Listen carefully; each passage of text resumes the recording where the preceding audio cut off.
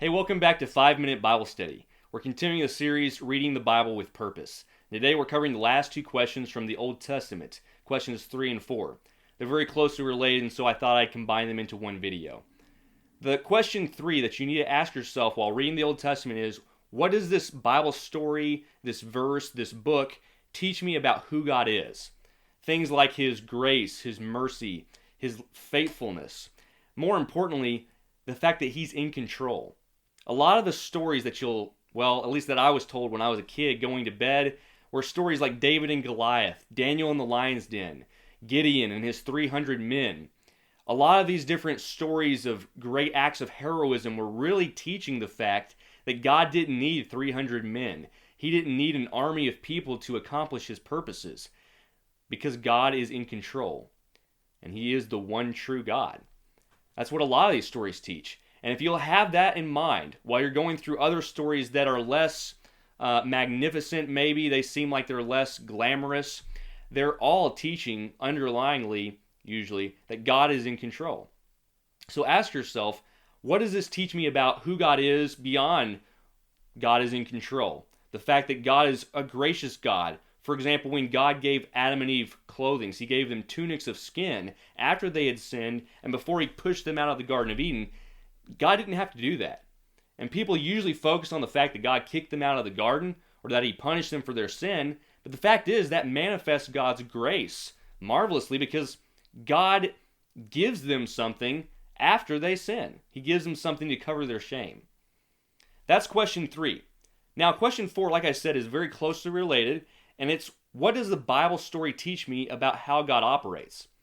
Something God does in the Old Testament a lot is there's large gaps of time between prophets like Samuel and Moses. And a lot of people just assume there's miracles being performed all over the place, and that God's constantly talking to His prophets or through prophets to His people.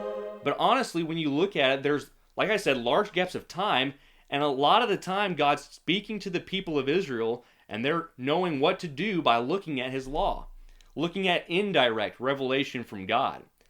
And so when I come to this new era, that is the New Testament, that I live under today, and I see that God's not performing miracles all over the place, and God doesn't seem to be operating as directly with His people today, that's okay, because I understand from the Old Testament, God's always operated with the goal being from the direct to the indirect.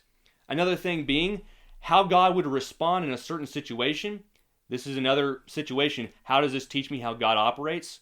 Look at the laws of the Old Testament. In Leviticus chapter 18, verses 24 through 25, God describes the immorality of the nations around Israel, that is, and how He responds to those is He wants to vomit them out of His mouth. That's how it describes God's response to immorality in the heathen nations. God's always responded that way to sin. He's always responded that way, and He always will. And so into my era today, how do I expect God to respond? Go to the Old Testament. What did it teach me about who God is? And what did it teach me about how God operates and responds to these types of things? One last example I'll give you about how God operates, taught by the Old Testament, is in Leviticus 19. He teaches His people through command to show justice and honesty with other people, especially those that are less fortunate. That tells me that God shows justice and honesty with those of His people, especially those that are less fortunate. And so I know the God that I worship today because of the Old Testament. I also know it from the New Testament, but it's very vivid and it's in very colorful form in those Old Testament scriptures. I hope this helps you. I hope that as you're reading through these Old Testament accounts, there's more meaning now, there's more purpose to the reading them. And now we'll go to questions in the New Testament that you need to be asking yourself in order to make your Bible reading more purposeful. Looking forward to Lesson 8 coming up. See you then.